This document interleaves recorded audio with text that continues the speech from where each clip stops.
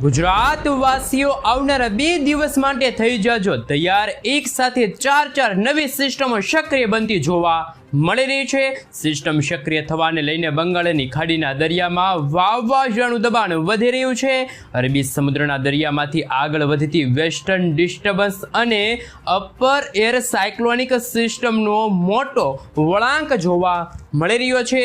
ચોમાસાના આગમનની સાથે દક્ષિણ ભારતના વિસ્તારમાં ગાજવીજ, તોફાની પવનોની તીવ્રતા સાથે મુશળધાર વરસાદની શરૂઆત થતી જોવા મળી રહી છે।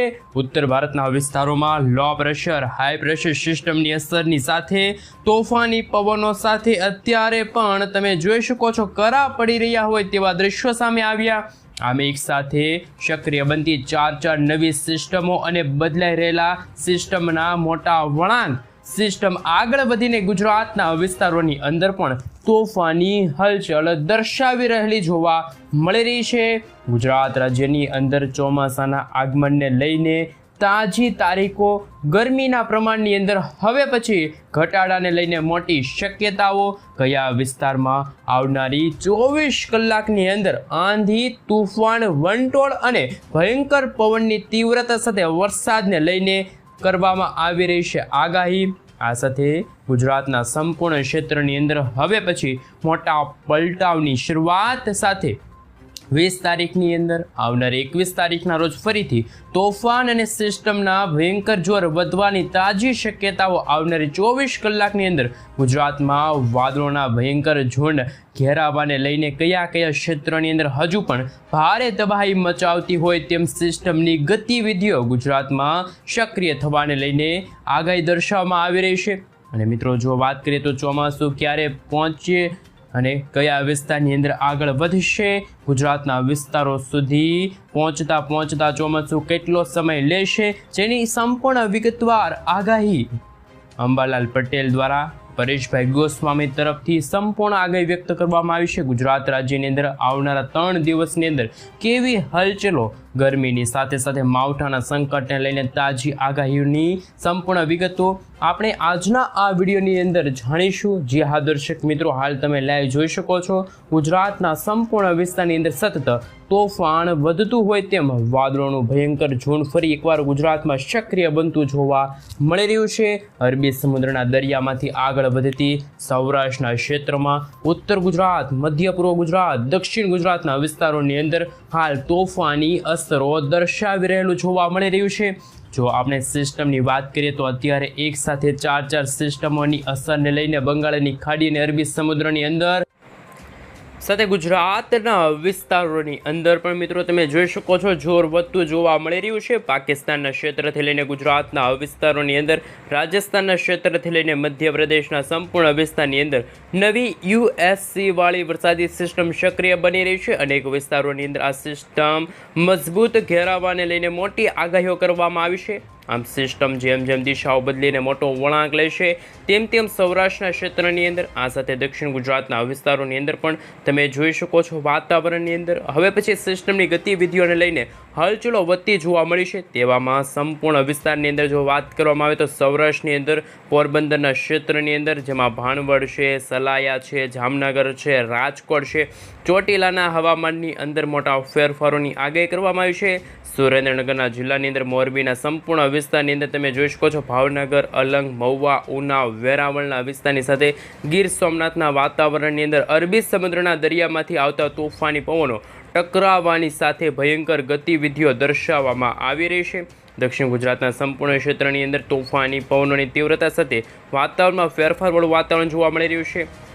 અને વરસાદી સિસ્ટમની અસરને લઈને વલસાડના વિસ્તારની અંદર, બીલીમોરાના વિસ્તારોમાં તમે જોઈ શકો છો, સાપુતારાના વિસ્તારોની અંદર હવે પછીના દિવસોની અંદર ખાસ ગુજરાતવાસીઓ રહેજો તૈયાર। ચોમાસાના આગમનની સાથે ઉમરપાડાના વિસ્તારો છે, ડેડીપાડાના વિસ્તાર છે, ભરૂચ છે, દહેજના વિસ્તારની સાથે સિનોરના જે દરિયાકાંઠાના ભાગો છે, જાંબુસર, કરજણના ભાગોની અંદર પણ દક્ષિણ ગુજરાતના તમામ ક્ષેત્રની અંદર ફરી એકવાર તોફાની પવનોની તીવ્રતા વધતી જોવા મળી છે। મધ્યપૂર્વ ગુજરાતના ભાગોની અંદર આ સાથે ઇન્દોરના વિસ્તારની અંદર સિસ્ટમનું દબાણ પોતાની અસરો દર્શાવતું જોવા મળી રહ્યું છે. આમ તમામ વિસ્તારોમાં સક્રિય બનતા જે નવા ઘેરાવાની અસરને લઈને છોટાઉદેપુર છે, મહીસાગર છે, અમદાવાદના વિસ્તારની અંદર ધોળકાના હવામાનની અંદર ફરી એકવાર ઓચિંતાના વાતાવરણમાં પલટા વચ્ચે માવઠાના સંકટને લઈને નવી અને નક્કોર આગાહી છે કે જે હવામાન વિભાગ તરફથી જાહેર કરવામાં આવી છે. હવે પછી થરાદના વિસ્તાર છે, રાંધનપુર છે, પાલનપુર છે, મહેસાણા છે, ખેડબ્રહ્મા છે, હિંમતનગરના ક્ષેત્રની સાથે ઉત્તર ભારતના વિસ્તારોમાં પણ તોફાની પવનો ફૂંકાઈ રહ્યા છે. ગુજરાતના હવામાનની અંદર મોટાભાગે ફેરફારવાળું વાતાવરણ છે. ચોમાસાની વાત કરીએ તો મિત્રો દક્ષિણ ભારતના વિસ્તારોની અંદર પ્રી મોન્સૂન એક્ટિવિટીની શરૂઆત થતી જોવા મળી છે. તોફાની અસરો વધતી જોવા મળી છે. કેરળના દરિયાકાંઠાના ભાગોમાં પણ આવનારા 26 તારીખના રોજ તમે જોઈ શકો છો ચોમાસાનું આગમન થતું જોવા મળી રહ્યું છે. ધીમે ધીમે ગતિવિધિ વધતી જોવા મળશે. ગુજરાતના વિસ્તારની અંદર તેમની અસર જોવા મળશે અને ધીમે ધીમે નવી હલચલો સક્રિય થવાને લઈને આવનારી 15 તારીખથી લઈને આવનારી 20 જૂન વચ્ચે ગુજરાતના સંપૂર્ણ ક્ષેત્રની અંદર ધમાકેદાર ચોમાસાની એન્ટ્રી થતી જોવા મળવાની છે. અને મિત્રો જૂન મહિનાની અંદર જો વાત કરીએ તો ગુજરાતમાં ચોમાસાના આગમનને લઈને મોટી શક્યતા દર્શાવવામાં આવી છે. ગુજરાતના સંપૂર્ણ ક્ષેત્રની અંદર હવે પછીના દિવસોની અંદર ડબલ ઋતુનો અહેસાસ થતો જોવા મળી રહ્યો છે, જેમાં ગુજરાતમાં ભયંકર ગતિવિધિઓની સાથે તોફાની પવનોની તીવ્રતા વધતી જોવા મળી છે. અને હાલ તમે જોઈ શકો છો ગુજરાતમાં ગરમી અને ઉકળાટનું પ્રમાણ વધશે, તોફાની પવનો દિશા બદલાવશે અને તમે લાઈવ જોઈ શકો છો અરબ સાગરના દરિયાની અંદર સેટેલાઇટ વ્યૂના મદદથી જોઈ શકો છો હિન્દ મહાસાગરના દરિયાથી લઈને અરબ સાગર અને બંગાળની ખાડીના દરિયામાં નવી વરસાદી સિસ્ટમો સક્રિય થઈ છે. સમુદ્રની અંદર જો વાત કરીએ તો 3.1 કિલોમીટરના વિસ્તારની અંદર ભયંકર ગતિવિધિઓ વધતી જોવા મળી છે. બંગાળની ખાડીના ક્ષેત્રની અંદર નવી લો પ્રેશર સિસ્ટમની અસરો વધતી જોવા મળી છે. અંદાજે સતત ગતિવિધિઓ વધતી જોવા મળી છે. સિસ્ટમનું દબાણ વધતું જોવા મળ્યું છે. શ્રીલંકાના વિસ્તાર છે, મદુરાઈના વિસ્તાર છે, બેંગલુરુના વિસ્તારની સાથે બેંગલવીના વિસ્તારો છે, હૈદરાબાદના ક્ષેત્રથી લઈને વિશાખાપટ્ટનમનો વિસ્તાર છે, ધાનવડ છે, મુંબઈના વિસ્તારની અંદર પણ અત્યારે વરસાદ તોફાની પવનોની તીવ્રતા વધતી જોવા મળી છે. અરબ સાગરના દરિયામાંથી આગળ વધતી સિસ્ટમ ગુજરાતના હવામાનની અંદર પણ આવનારા દિવસોની અંદર હવે પછી આવનારી કલાકોને લઈને તોફાની પવનો ફૂંકાવાને લઈને રાજ્યની અંદર પ્રી મોન્સૂન એક્ટિવિટીની શરૂઆત થતી જોવા મળી છે. માવઠું ગુજરાતમાં ભૂકા બોલાવતું જોવા મળવાનું છે. જી હા દર્શક મિત્રો, IMD તરફથી પણ સમગ્ર ભારત દેશને લઈને સમગ્ર ગુજરાત રાજ્યને લઈને જે આગાહી કરવામાં આવી છે એમના વિશે વાત કરીએ તો તમે લાઈવ સેટેલાઇટ વ્યૂના મદદથી જોઈ શકો છો. હવે પછીના દિવસોમાં ગુજરાતની અંદર ગરમીમાંથી ઘટાડો થશે અને ચોમાસાના આગમનની સાથે વરસાદ વાદળછાયું વાતાવરણ જોવા મળશે. મુંબઈના દરિયાકાંઠાના ભાગો તરફ વરસાદી સિસ્ટમ આગળ વધી રહી છે અને હવે પછી વાદળોનું ઝુંડ ગુજરાતમાં તોફાની પવનોની સાથે વાદળછાયા વાતાવરણ સાથે ગુજરાતમાં મેઘરાજા મન મૂકીને વરસવાના છે. સૌરાષ્ટ્ર, કચ્છ, ઉત્તર ગુજરાત, બનાસકાંઠા આ સાથે દક્ષિણ ગુજરાતના ભાગોમાં પણ વાતાવરણમાં ફેરફારવાળું વાતાવરણ છે અને આવનારી 24 તારીખ સુધીની અંદર ગુજરાતના તમામ વિસ્તારની અંદર મોટાભાગે ફેરફારવાળું વાતાવરણ જોવા મળ્યું છે. હવે પછીના દિવસોમાં ભેજયુક્ત તોફાની પવનો ફૂંકાશે અને તમે લાઈવ જોઈ શકો છો 21 તારીખના રોજ કચ્છના જે ભાગો છે, કચ્છની સાથે સૌરાષ્ટ્રના દરિયાકાંઠાનો ભાગ છે, દક્ષિણ ગુજરાતનો ભાગ છે, ત્યાં આવનારા 24 કલાકની અંદર ગરમીમાંથી ગુજરાતવાસીઓને છે રાહત મળતી હોય તેવા દ્રશ્યો સામે આવશે. સૌથી ગરમીવાળો પ્રદેશ હોય તો એ છે સુરેન્દ્રનગરના જિલ્લાની અંદર, જે ગઈકાલે પણ 44.5 ડિગ્રી સેલ્સિયસ સુધીનું તાપમાન જોવા મળ્યું હતું. એ ઉપરાંત ગુજરાતના વિસ્તારની અંદર, સૌરાષ્ટ્રના વિસ્તારોમાં, કચ્છના ક્ષેત્રની અંદર, દાદરાનગર હવેલીના વિસ્તારની અંદર પણ વાતાવરણની અંદર સૂકું વાતાવરણ જોવા મળી રહ્યું છે. સૌરાષ્ટ્રના વિસ્તારોની અંદર જો વાત કરવામાં આવે તો પવનની તીવ્રતાની અંદર પણ ફરી એકવાર વધારો થતો જોવા મળી રહ્યો છે અને હવે પછી અરબ સાગરના દરિયામાંથી વરસાદી સિસ્ટમના દબાણ સક્રિય થવાને લઈને અત્યારે જુદા વિસ્તારોમાં એકસાથે 4 વરસાદી સિસ્ટમો સક્રિય બનતી જોવા મળી છે અને તોફાન પણ અત્યારે ગુજરાતમાં વધતું જોવા મળી રહ્યું છે. તોફાનની સાથે પવનો ફૂંકાઈ રહ્યા છે, જેમાં બંગાળની ખાડીના દરિયામાં અત્યારે તોફાની પવનોની સાથે અંદમાન નિકોબારના વિસ્તારોમાં ભયંકર ગતિવિધિઓને લઈને પ્રી મોન્સૂન એક્ટિવિટી અને ચોમાસાના પહેલાં જે વરસાદની ગતિવિધિઓને લઈને તોફાની પવનોની સાથે માવઠાના ખતરાની પણ આગાહી કરવામાં આવી રહી છે. દરિયામાંથી આગળ વધતું ચોમાસું હવે પછી દક્ષિણ ભારતના વિસ્તારોની અંદર ત્રાટકવા માટે આગળ વધી રહ્યું છે અને તમે લાઈવ જોઈ શકો છો અત્યારે બંગાળની ખાડીના વિસ્તારમાં પણ અને અરબ સાગરના દરિયાની અંદર પણ ચોમાસાની ગતિવિધિઓને લઈને અત્યારની સૌથી મોટી આગાહી સામે આવી છે. આવનારા 3 થી લઈને મિત્રો 4 દિવસની અંદર ચોમાસાની ધમાકેદાર બેટિંગ શરૂ થતી જોવા મળવાની છે.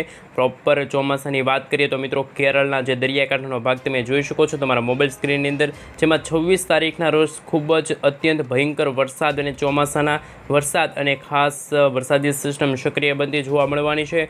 વેસ્ટર્ન ડિસ્ટર્બન્સની સાથે કાળા ડિબાંગ વાદળોની સાથે દરિયાની અંદર મજબૂત તોફાની જોર અને 5.8 કિલોમીટરના વિસ્તારથી લઈને 7.6 કિલોમીટરના ક્ષેત્રમાં ગતિવિધિઓ વધતી જોવા મળશે. સાથે અપર એર સાયક્લોનિક સર્ક્યુલેશનવાળી વરસાદી સિસ્ટમ મધ્યપ્રદેશના તમામ ક્ષેત્રની અંદર ગુજરાતના વિસ્તારમાં હળવું જોર દર્શાવતા જોવા મળી રહ્યા છે.